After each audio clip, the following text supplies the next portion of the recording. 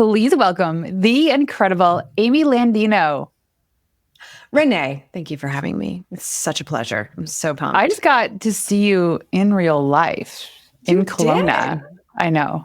It's like sometimes I wonder how Dan even gets incredible people like you to come all the way across North America to here. The stars aligned. You know, I actually thought I wanted to go to your couples retreat, but there was something about it that I wasn't ready for both me and my husband to leave the kids. That was the only reason why I was like, I don't think I can do it. But as soon as I saw that there was an event in Kelowna that just I could attend, I just felt compelled. I wanted to meet you. I wanted to meet Dan. I just feel like you guys are doing big things. So Kelowna must be a big deal. That's what I told myself. Yeah, because we're here. No, I'm just joking. Obviously. So we had our friends from Colorado come visit this summer. Summertime's always like special here, unless you're a hardcore skier, snowboarder. Some of the top skiing, snowboarding in North America is right here. But they were here in the summer. And what's so cool, if you're into wine or even just the experience of wineries, we have 300 vineyards, 200 wineries up and down the lake. So you can jump on a boat. Wow. And you can go and you can visit all these places that also have fantastic food. And the weather's beautiful in the summer. And it's just, there's such a buzz. It's kind of like this big kept secret. And our friends from Colorado, after their trip, they're like, why don't more people know about Kelowna? I was like, well, yeah, we're trying to have more people know, but we don't want too many people to know how cool it is out here. Yeah, don't tell the Kardashians because they'll just ruin that so fast. Yeah, I know. They will. But I didn't know about like your little wine country until I was there. And I was like, well, I'm not drinking wine right now, so I feel like I can't make the most of that. But it sounds like an amazing summer. It is. And we have, the ski hill that we go to, because we have a place up on the mountain, it's called Big White.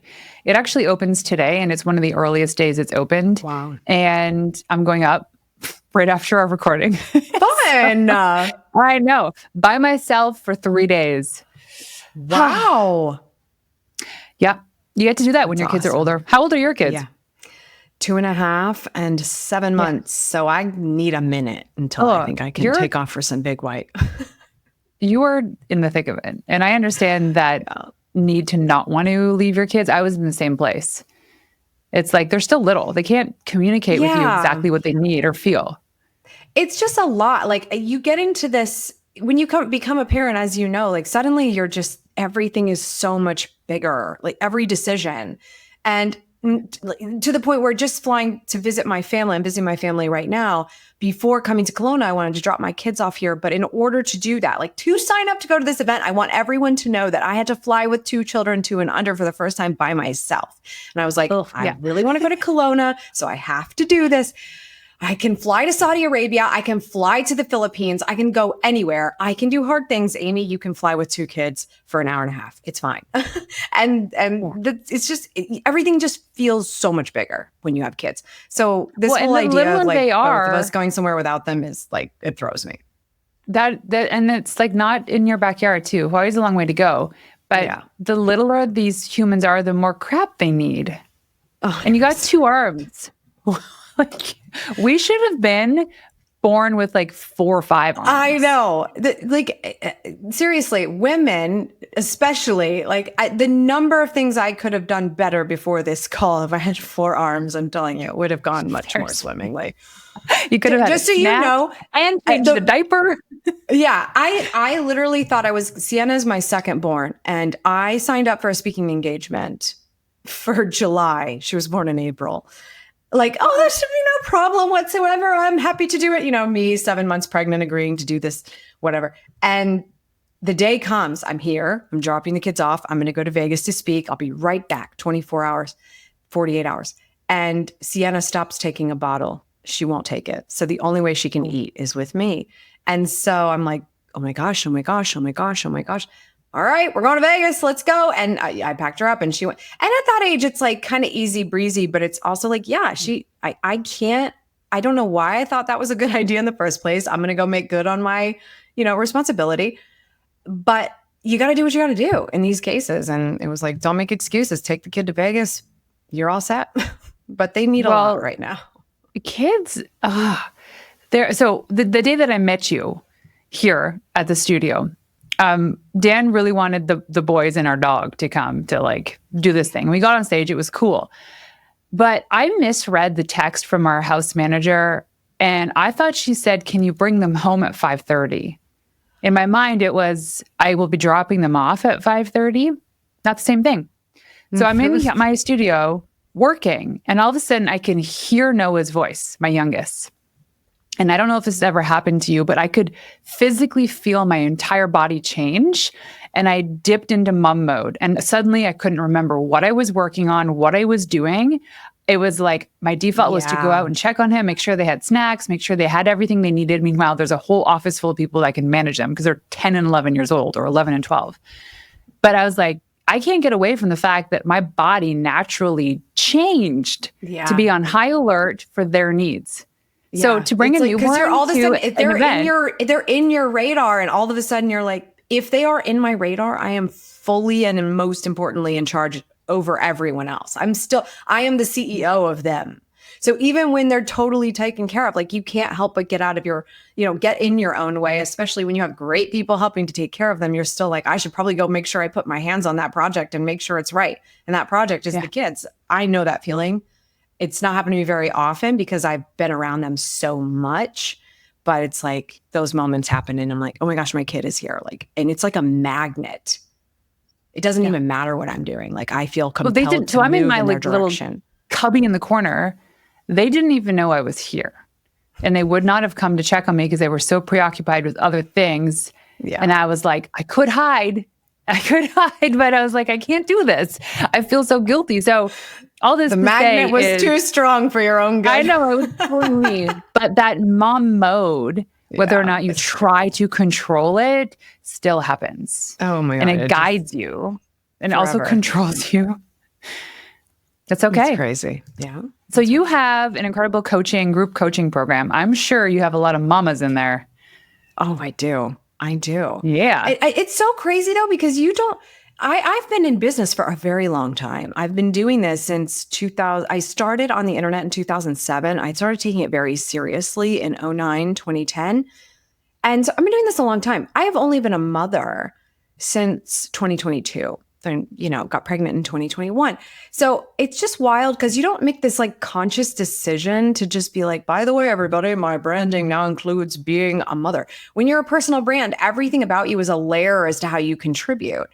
And actually, there were a lot more conversations on my channel I've been on YouTube for a very long time about how I wasn't a mother and I was giving productivity advice. So that all the moms would be like, you're cute, young lady, giving out productivity advice because wait until you're a mom. And I always found it fascinating. But as much as you don't realize, like now I am attracting early stage women, but especially entrepreneurial women who are mothers. And there's just something about your life experience that continues to further qualify you into someone else's journey. So that's what's most fascinating about that is the moms in my group that may have played a role in their decision to listen. Right. So are these new moms? Or are they older moms? No, I don't think so. I mean, there's a few there are definitely a couple older moms. There's some that, actually, I feel like I have the youngest kids of everyone in my group that I can think of right now. Like, I talk to so many people in my group that I don't actually know every single person's life experience. But I think it runs the gamut. Yeah. And moms are just something else. So it's funny because if you want to get something done, go ask a mom. Definitely. They just figure out, they pull these extra tentacles out and they start doing stuff. Yeah.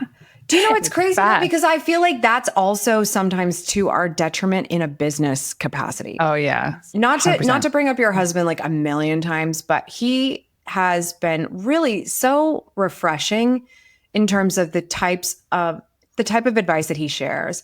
And I think that comes from his experience. But one of the things that has resonated with me is him saying, I don't remember the first part, if you want to be rich, something. If you want to be wealthy, be incompetent. And a woman being okay with being incompetent is a next level superpower. I don't know any women that would be okay with that. And yet explain that a little bit. Yeah. Because I feel like I understand because I live with the guy, but what does that mean from that perspective? I think it's hit me hard, and I think it makes sense because one of my biggest struggles for my life and business, but going back to forever, is having the ability to ask for help. Asking for help is such a huge thing, and we don't realize it. Some people are excellent at it. Some people just know that they can go to somebody that's better at something than them and ask for their help. Some other people on the opposite end of the spectrum, and of course there's everybody in between, but on the opposite end of the spectrum, where I feel that I am, I have a hard time asking for help because I feel that asking for help exposes my vulnerabilities and incapabilities. And I don't want to have that conversation. I don't want to seem incapable. I don't want to seem incompetent. And that's a deep rooted issue, like deep. So hearing a business coach who has done really extraordinary things say, if you want to be wealthy, be incompetent, is so gives me goosebumps and also makes so much sense because of the number of incompetent people that I feel that I have helped in my life because I've had to prove of how much I know. I have to prove I'm really good at it. I have to prove that even though I'm asking my really capable assistant to do something, I'm going to make sure she knows that I kind of know what I'm doing too if she needs to lean on me instead of me just empowering her. Yes. Yeah. So it's such a big moment, that particular piece of advice, because you're actually stalling the growth of someone else who could be a great partner to you. And you're going to have many, many, many, many partners as you're growing an organization and incentivizing people within that organization to help you go in the same direction, which is up, and out and doing great things. You have to be able to look at somebody. And Dan does this very well, where he's like, I don't know. And he's looking you dead in the face, and it's like, I don't believe you. I think you do know. You're just pretending not to know. He always knows. I'm like, give you a massage. He sucks at massages. You know what? I've been with him for 14 years. And I'm just like, oh, can you massage my neck? And it's like this little finger. And I go, you suck at that. So guess what happens over time? I'm never going to ask him to massage me. Exactly. And I was like, oh, he has the potential of being a really good masseuse because he's strong. Nope. Where do you find this shows up? Well, there should be a desire there. Come on. But where do you find this shows up the most in your life? Especially when it comes to like delegation. Where does this show up the most where you're like, oh, I don't want to do that? It really exposed itself first with my, not first. It started to expose myself as I began hiring people. And then it exposed itself in a big way when I had my first child. Because when you have two parents with one kid, which by the way is a very fortunate place to be, it's easy. You got 2 on 1, right? So, but what actually ends up happening is if a woman who is concerned about her competency level is taking care of the kid a lot, she's going to overdo it. She's going to do all the things. She's going to be the only one that knows the amount of milk and the times and when do they sleep. And even if I have a husband with the most amazing of intentions, which I do, because he's constantly asking me what to do, and I tell him, just stop talking to me. It's 3:00 in the morning. I do everything because it's like this inner issue that I don't even know is happening that I have to prove I can do it myself. And I can't even ask him to go warm up a bottle for me. Like I got it. So it really started to expose itself then, but didn't matter until there were 2. And now there's 2 on 2. And I have finally realized where my breaking points are. I've told him, I'm like, I will not do bedtime alone. I will not do bedtime alone. At this stage, they don't sleep in the same room. They have completely separate bedtime routines. It works well for that reason. And therefore, you need 2 adults on it. Otherwise, you're going to have 2 kids fighting bedtime. So it's exposed itself the things that I really do need to ask for help. And I don't have to be at my limit like I am at bedtime. I can be in a good place for a low stakes ask, and it's okay to lean on somebody else. And I think that it continues to bubble through business. When you don't know how to work with people, and that means having trust in those people, that's where burnout's coming from, no matter what you're doing. I see it in my life. So I ran my previous agency with 12 employees and didn't have an assistant because I never felt like I needed one. My question was always like, what is that person going to do? The first thing I did with this agency was hire an assistant. And I'm like, I know there's stuff to do. It has yet to be decided what that is, but you will be busy. But the worthiness of feeling like I deserve this help in order to do better. Like we all deserve the help. Now, just because it's the work that we don't want to do, or we feel like it's, a $10 task, then we feel bad delegating that to somebody else that love to do those things. Yeah. Like I remember asking my assistant, because I trained her to pitch me to do PR. And then she eventually started pitching my clients, which was amazing. And it was like the idea of pitching and following up is the part of PR that I didn't like the most. I could list, build, and strategize all day long. And I was like, oh, so Morgan, like if you don't like this, then just let me know, because it's like if this task particularly, if you don't like, you won't do well on it and it's not going to look good on us or our client. And she's like, I actually really love it. And I go, who are you? And she's like, relate. Give me more of that. And I'm like, all right, for sure. Well, anyway, the point being is there are people that want to do those things and they are great at them and they can actually do a way better job than we do. Yet we're so married to the idea that no one can do it as good as us, or that we're not worthy enough to receive that help, that it just never happens. And we keep going this cycle of burnout. It's like, I'll do everything and I'll add more to my plate. What happens is you do everything really crappy. And then you get handed this gigantic crab sandwich and it's like, how did this all why am I here? Now you're like in the ER because you have anxiety. It's like, get started by delegating. Sneaks up on you. It's and that's exactly what it is. I've had that conversation so many times. Okay, I know this is like kind of hard, but like it's like we are projecting our own life experience, and somebody else having an easy time with something is okay if you don't. And also somebody having a hard time with something that you may have seen coming because you happen to have some things in common. Great, you deal with it then. But I'm constantly reminding myself of that. Stop projecting your own life experience onto someone else. Let them come to their own conclusion. Let them find their own challenges. Let them ask their own questions. And as long as you know what success looks like in the end and you communicate what success looks like, let them figure out the way there. The easiest thing to do to start with this particular part is create what a 10 out of 10 looks like. So an example would be we're traveling and we're going to Australia, Bali, and we're like in a place for 2 or 3 nights at a time. So there's a lot of coming and going.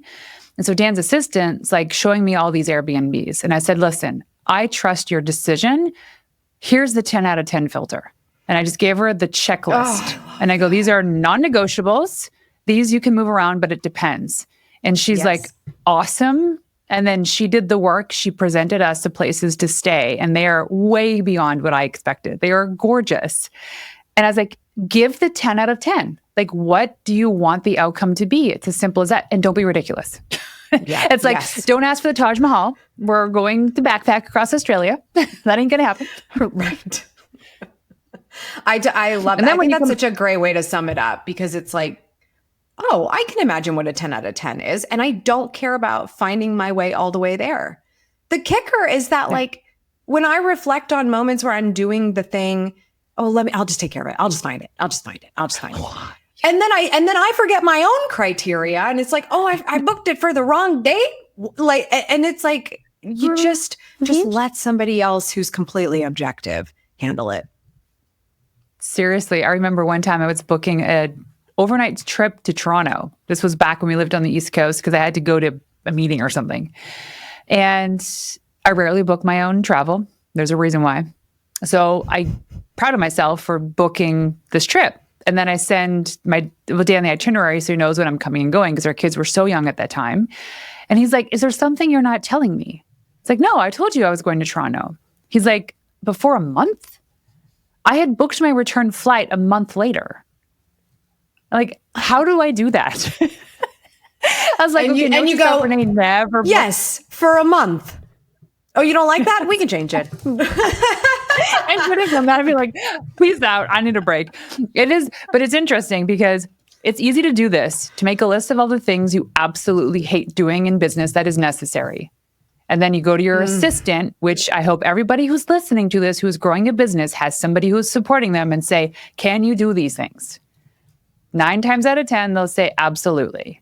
Boom. And the best way to train them, and you know this if you've worked with Dan or if you read his book, is you go through the task yourself, you record a loom, you create an SOP of you doing the work, and then you share it with them. And they're like onboarded in an instant. Boom. I love it. I love it. So what's one Hot thing that take. was really hard for you to delegate? The hardest thing? The hardest thing for me to delegate was by far and away, I thought it was going to be my calendar. It wasn't. It was video editing. Because when I first started, I really hit a stride with getting out of my head on camera because I knew how to cut it down. I knew how to get it to a place where the end result of the video would look and feel really good. And a lot of that had to do with timing. There was like a jump cutting style that I had for the longest time. And I still kind of use it sometimes, but now I have somebody else doing it. That just allowed me to mess up on camera and just like reset and go again. And so you can still do that. You can do that with an editor. But I kept telling myself, nobody understands my jokes. Nobody understands my comedic timing. Nobody understands how I like this jump cut. Nobody understands how to layer the audio so it's kind of overlaying and it sounds really funny and crazy when you do that. Nobody understands. And I just kept telling myself that for probably 15 years, like the longest time. It took edited your videos for 15. I have had a video editor since, what year was it? I hired my first official video editor in 2015. How many subs were you at then? 2015, I was at probably 70,000 subscribers. I had started the channel in 2011 officially, grew it to 2015. Maybe it was 2017. I can't remember now when my first editor came over. I think it was 2017. Dude, I've been on the platform since 2007. I chose it instead of burning a video on a DVD. It wasn't about becoming a YouTuber. It was about efficiently sharing a cool video I made. Like the game, you have no idea where I thought I was going to be. I just thought I found a fun thing to do outside of my job. So I finally... You found an editor. I found an editor in I think it was 2017. And I've been in and out of editing, well, not since then, but I've had a full-time, I don't want to do this anymore editor, only for about 3 or 4 years. And that's just how it's been. I just couldn't take my hands off of it because I thought I had an art form. Well, and you did, in all but reality, here's the thing. You set the precedent for it. You set the standards. You created the SOPs. Yes. Now I didn't know how to communicate hundreds that of videos. standard. Well, you're like, this is what I did for the past 200 videos. Just do that. So Like it was 1,000 necessary. videos, actually. Yeah. Mm-hmm. Oh my God.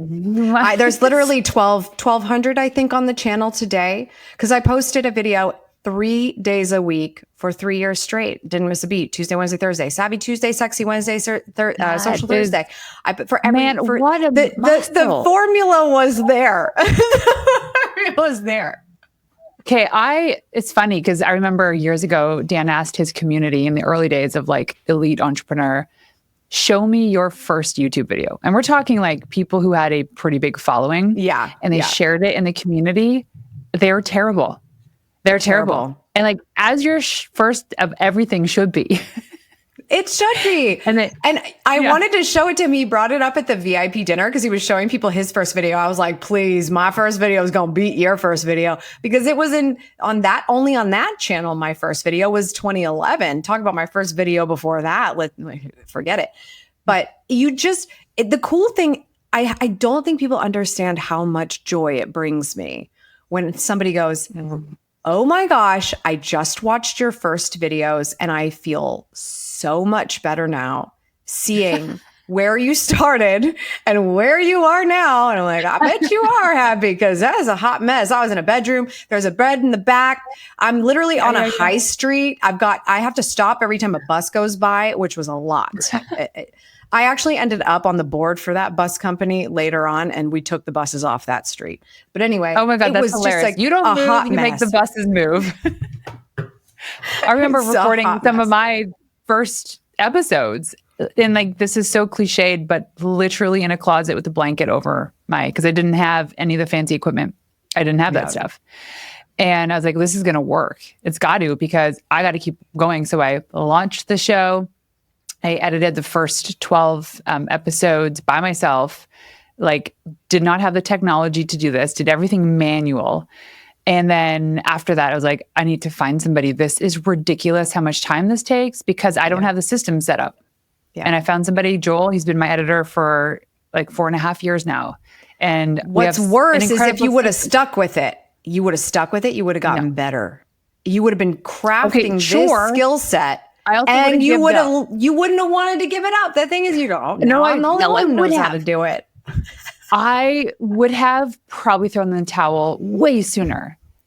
And the lesson in this is delegate, because I guarantee you the person that you delegate to will do a better job. Absolutely. Absolutely. They do. And then sometimes they slip up. You know what? That's okay. I don't ever get mad. I was like, hey, this thing, that mistake's kind of big, but don't do it again. They're like, oh, crap. Yeah. Okay. Yep. Yeah. Whatever. Oh, I remember when I worked for my boss sat me down when I messed up, and I never messed up like that again. It's tough. We get in our heads like we can't communicate that.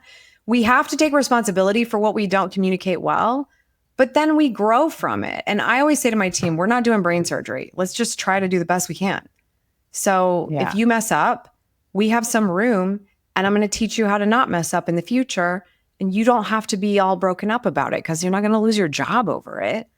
If you're in the wrong seat, we can assess that. Exactly. Like, I got to tell you, bringing people on when you're a YouTuber and the name on the door is literally yours. It's not this, arbitrary name with a logo. The pressure, I had to take the pressure off a lot of the time. And that's a fine balance of like, you guys, I get it. It's me, and you're worried about messing up my reputation, but I need you to take more chances, because if we're not more efficient and more productive, it's going to be tough for all of us. And that's worse. We're not going to go anywhere. So anyway, that's a whole nother story, but you got me thinking on that. I have this framework called the authority arc. It's kind of like how you build your reach. It starts out with identifying how you're rare, and then building and maintaining your reputation, and then expanding your reach. So if you spent so much time building your reputation, you make a mistake, your community actually comes to fight for you. Because I remember this one post that I posted on Instagram. It's like a reel. It was of my stylist at one of my photo shoots. She just picked up my camera and started taking B-roll. And I was changing into outfits. And I had, at one point, just my bra on and like a blazer over top, waiting for other stuff to be ready. And she's like, oh no, do that. And I said, it's very sexy. I'm not that kind of person. I'm very conservative. She goes, let's just try a little. Okay, cool. So we did. Sure enough, it looked sexy. And I posted this pretty conservative-ish reel of me, and I happened to see like I'm in a bra and coat over top.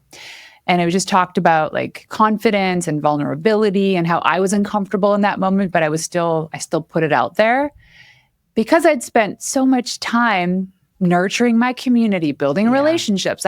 There was one nasty comment, and I was like, I don't know how to handle this. Put my phone down, walked away, came back maybe an hour later. My community tore this person apart. And I was like, awesome. I don't even need to do this. So like when you have the reputation and people know your value and your worth, you make a mistake, they'll be like, poof, that was silly. Yeah. She won't do that again. Exactly right. And that's what I've been saying for a really long time with my community who's been afraid to share themselves on video. And we do tend to resist because we're afraid of what the people in the cheap seats are going to say.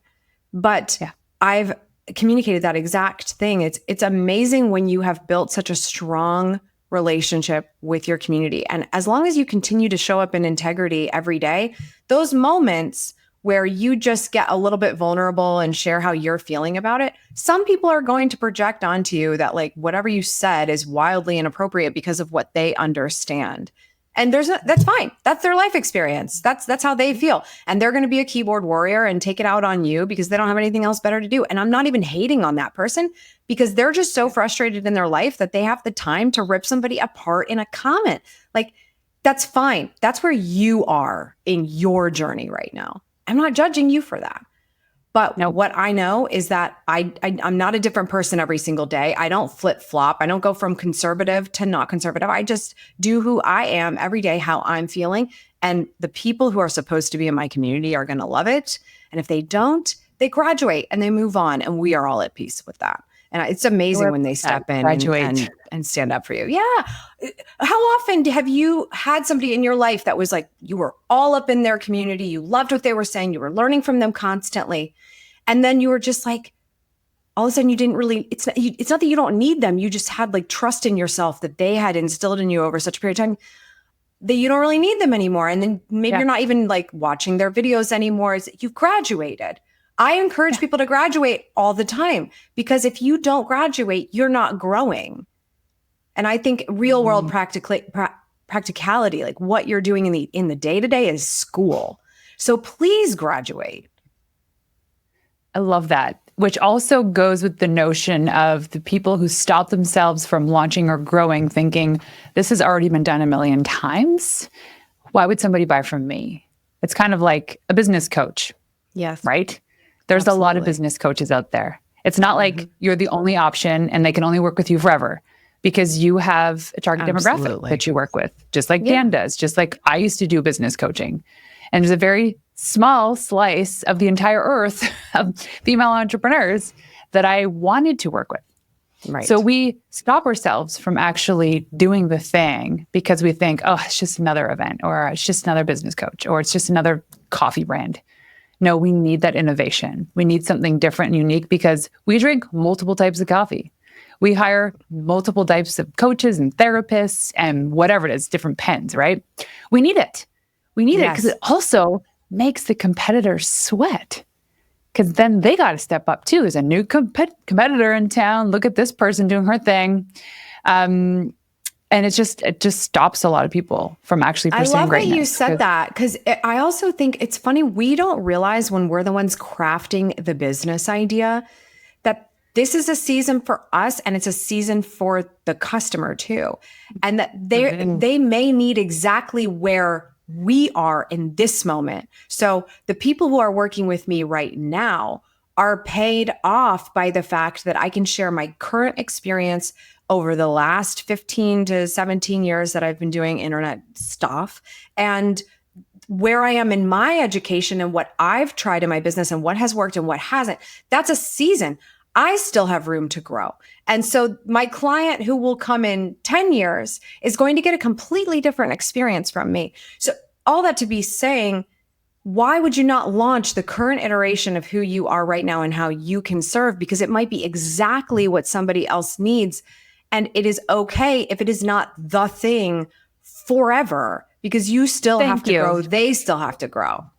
Yes. I remember I caught myself in a judgy moment when I saw a couple life coaches on Instagram. And I was like, Renee, stop being so judgy. There was one, it was like a 20-year-old woman who was a life coach. I'm like, what life has she lived? Oh, and then I remember walking out of the gym and I said that, and I can't remember who was there. And they're like, well, that person's probably important to a 19-year-old, an 18-year-old, a 17-year-old. And I'm like, oh man, I feel like such an idiot. Yes. Life coach doesn't mean an entire lifetime. It just means to that moment of time. And they have the courage to go out and be like, can I guide you until this age? Beyond that, I don't know. I haven't lived it yet. That's such a good example. Because I know I have judged some young life coaches too. I have. Yeah. And that's what it is. Someone has always been in the seat you're gunning for. So let them help you skip the mistakes and get to the good part so that you can then graduate, move on, and look for that next step. And I've been saying this a lot lately about my interaction with Martell Media and Dan and his advice, that I think that he's doing a lot of things that are quite astounding because a lot of business coaches I've come to know up to this point have been hiding all the good stuff. I hope they're hiding the good stuff. Like it's And I just feel like he's opened the kimono so much. It makes it feel so much more within reach. And that's empowering to me because it's completely changed my mind about the type of coach that I want to be. I don't want somebody to be interacting with me and think they have to go through 4,000 steps before they get to the good part. I want them to know what the good part is so that they hurry up and get there on the terms that they're at. If you have to make somebody stay with you for this amount of time and go through all these different modules and until they can actually make something good of their investment with you, that's extremely frustrating. And so I just believe in this so much. We need to borrow each other's confidence at certain moments. And so if you can find a place to borrow it from, freaking do it as soon as possible, because you're going to let stagnant complacency happen for too long as an alternative and forget what your power is altogether. I love that. And I think that Dan's always been the person to give everything away. And he showed me this It's blown my picture mind. from a couple. It's blown my mind. Everything is given away. It's and insane. He even tells people, go out and do exactly what I do. Rob and duplicate me. I don't care. He wants people to be successful. But there was this one guy who shared a picture of Dan. A picture of his apartment. And he had those giant Post-it notes. And he watched every single YouTube video at the time and had a summary Post-it note for every YouTube video and put it up floor to ceiling across his entire condo was the entire context and content from all of Dan's videos. Whoa. Like that alone was worth thousands and thousands and thousands of dollars because the person had the time to study Dan like you would go to school and study anybody. And there's no secrets. There's no, oh, I'm going to like hold this framework back or that's my IP. So you can't share that. Yep. No. Because the point is, if we can just be, like you said, to help build other people's confidence and to help people redirect them if they were heading towards danger, that's kind of like our mission, right? Absolutely. As business owners, as entrepreneurs, like let's help each other out. Let's do this. Let's give our stuff away. And this has been so true for me in the last couple of weeks because I made this goofy video on Instagram. I recently saw Hugh Grant did an interview with Howard Stern. My husband sent it to me. My husband sends me a lot of links. And I'm like, okay, we had to create like a whole feed for them because I was like, I can't ignore my husband. So you text me in WhatsApp, but iMessage is for all your links. And he sent me this interview. I said, this is the most valuable link you have sent me in a very long time because I have talked about the fake assistant framework before, but I got a lot of judgment for it that I was pretending and I was a charlatan and I was like, it was gross, right? When I talked about it on TikTok a couple of years ago. But here's Hugh Grant saying, I had a fake agent. So I would say, talk to this person. That person was really me on another email. So I clipped it and I shared it on my Instagram and created a reel giving the same tutorial. You guys do this. And the entire purpose is not for you to fake it. It's so that you can get ready to get bigger. By the way, you guys just message me on Instagram the word wild and I will deliver this playbook for you. But the whole if you go point to Schmidtastic. Yes, Schmidtastic is my OG. I've been on the internet a long time, Renee. I don't know how to change my Instagram handle, but you can search for Amy Landino on Instagram. Yeah, Amy Landino. Her name is Schmidtastic. She has a pin. It's like the third video on the top pinned about how hire a fake assistant. And I think we'd actually talked about this. It's quite brilliant. And I'm sure that we've all been in that position. You should look at the comments. There's some incredible people commenting. And I've gotten some DMs. Somebody who was in a very big movie by the name of Oppenheimer DM'd me and said, oh yeah, I've been doing this for years. Okay, so I just want everyone to know that because now that somebody bigger and more important has said that they do it too, I'm happy with that. I'm happy with that social proof because you don't understand that just by creating a separate inbox where your inquiries are meant to go, you're preparing for a real assistant to come. And you're thinking in terms of what we were just talking about, thinking in terms of how can I delegate this? If you don't know what an assistant's job description is going to look like, start to figure it out by creating a separate inbox as if they are there. You're scheduling invoices when somebody is late on payment, follow up, all these different things. And realize when you go in as your assistant, mine was named Olivia.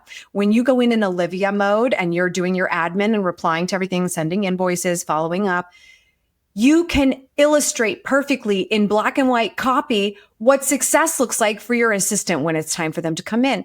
You can raise your prices because now you need to hire for that. So it's just such a good example of that, because we need the confidence boost and we need to get it from anywhere. And if you think you can't raise your prices, it's because you think it's lol me.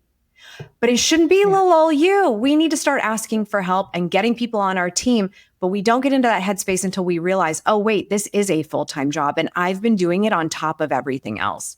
Bandwidth is a thing. So I just want everybody to know that we're all doing something to feel out how to get more confident, but also how to grow. So you have to take real steps to do that. Yeah. What do people, so I love the assistant thing. It's huge. What do people do when they claim to not be in a position to be able to afford somebody like that, but they need that help? I think that's the whole point. You get to prove it to yourself. Think about it. So let's say you get, let's say you're a beginner influencer and you open a separate inbox for all of your business inquiries. You put that email address in your bio and you start to get inquiries. A lot of times these influencers, they get, hey, we'll send you free product, da, da, da, da, da, da. And we love to just delete those emails, right? Free product. I'm so much more important than that. You need to pay my bills and I'll talk about your product or whatever. But someone has literally said, I see your work. I want to work with you. It's an entry point. So if you dial it in as a process, now it's an SOP. It's not, I'm important and here's my assistant. My assistant's going to articulate to you that I actually have a media kit and that media kit has pricing on it. Here you go. Here's the media kit. We start prices here and they go up to here. Which one would you like? You get more into the practice of charging money for your work when you have a process that you would actually teach a human to follow through on. Because if you're going to pay their paycheck someday, they're going to help you get that. You naturally increase your prices because of the way you're operating. A lot of influencers aren't doing this, and brands know it. They are undervaluing all influencers because they know they're just babysitting. They're emailing you a million times for your draft. Did you get it done? Did you get it done? Did you get it done? And then they're paying net 60, by the way, through their agent who already had the money, but they don't pay you until the very last minute. You have to go through all of that red tape, but they know they can take advantage of you because it's just these young people that are working from home on their iPhone. Process, and baby, yes. So just build a little bit of confidence in, okay, my assistant Olivia can help you with that. Who cares if you're lying? By simply conducting yourself like a business professional with a real life tax ID number and a business bank account, you start to feel more confident about how you're doing things and you get better. And that's so important. My light died. Yes. Sorry. That's hilarious. I'm like, why did the light just change? You still look great. It's so you should get your assistant on that. Get your dad to come right? Plug the lighter too. He doesn't know how to plug in a light. Are you kidding me? My dad's still trying to use a flip phone. One of the hardest things I had to delegate was access to my inbox. Mm-hmm. So I started with my business inbox, and that hasn't been an issue. But we've created really simple systems. First, I started out by creating folders. So like one is like MW, so my assistant Morgan, send to application. If there's a label with that, it means that somebody has pitched us to be on the show and they're not qualified immediately, but they need to go through the application process. So she'll see that label, replies with all and it's a template in Gmail. It takes 2 seconds. Yep. And then there's like MW to review, MW not a fit. Like she knows. So we create these labels. So when I go in and I process my inbox, over time, she sees what things go where to the point where I don't even have to process anymore because now she just gets it. And it's beautiful. And so now she's starting to... It could have been as simple as just starting the inbox and then you start making labels. And then all of a sudden you go from being the main label sorter to the one that only has to check the one that says Renee. Yeah, that's it. I just check the blue one. And then anything else that is like, I don't understand what's happening is we talk about that on our meetings. We meet twice a week on Mondays and Thursdays, and we have an hour. And she's like, this email, 2 seconds to process. The more we do that, the more she can see, oh, okay, these kinds of things are a no, or these kinds of things are a yes. And it just becomes part of the SOP. Yeah, but also it really forces you to get organized. Like when I'm still kind of in the world of PR. We write press releases for any announcement or anything, even though press releases might be dead, even though press release, we might not put it on the wire because it forces you to get organized. Yes. We tell people to create a press page online. It's a very simple thing to do. If you go to reneewarren.com/press, I have a very basic press page, forces you to have updated bios, updated headshots, all these things. So not because you think you're going to get on the cover of a magazine, although maybe that'll happen, forces you to get organized. Yes. Oh my gosh. The number of times somebody's asking for my headshot and my bio, and it's like, here you go. Here's your resource page. It just shows you may have never had anyone ask for your headshot ever. And if you do that, the first person that asks you, first of all, you're going to feel real good about yourself. And second of all, it's going to make you look like you know what you're doing, which is where we start to get a little bit of confidence. And they treat you better when you do. Yeah, like, let's be honest. We don't know what we're doing. I remember walking into my agency with like 12 employees, and every morning as a joke, it was like 9 a.m. on our team stand-up. Good morning, guys. Today, again, I don't know what I'm doing. And they all laughed. But in the back of my mind, I was like, I really don't know. Like, this is a game. I'm playing it with you guys. It's Monopoly. Some games I'm great. Sometimes I'm bankrupt. But that's okay. You can turn it around. Okay, I love this. I realized we've been chatting for quite some time. Obviously, it just feels like hanging out with you and having a coffee, and my coffee is now cold. But I do have one last question for you. When I ask you what it means to be a wild woman, what is that to you?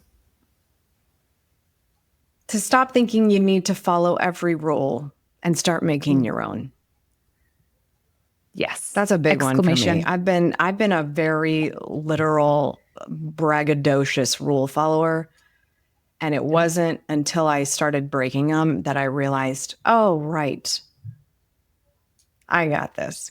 Yeah, rules are meant to be broken.